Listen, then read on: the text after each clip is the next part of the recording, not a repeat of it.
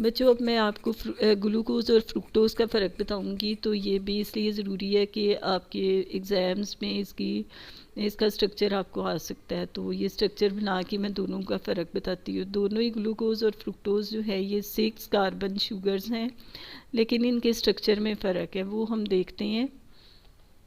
यहाँ से हम स्टार्ट करते हैं।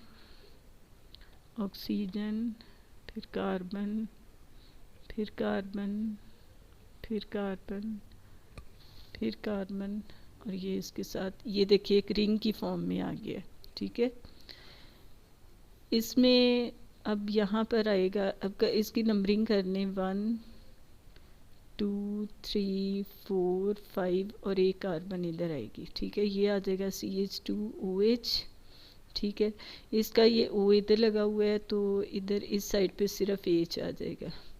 इसका जो है HOH,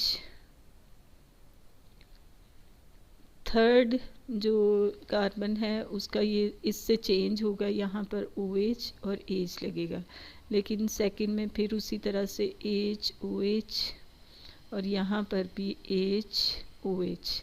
ये स्ट्रक्चर जो है ये आपके सामने ग्लूकोज का है। ठीक है, और ये क्या है, 6 कार्बन शुगर है ये वाली ग्लूकोज।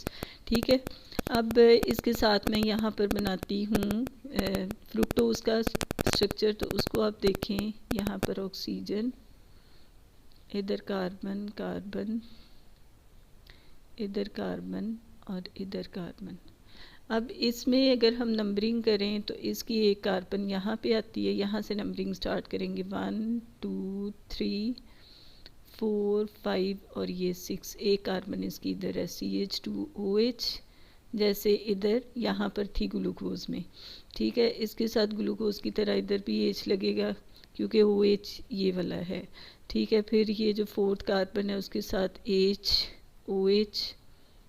ठीक है, इसकी थर्ड कार्बन जो थी उसके साथ OH और H इस तरह से था, तो इसका भी OH और H इसी तरह से है।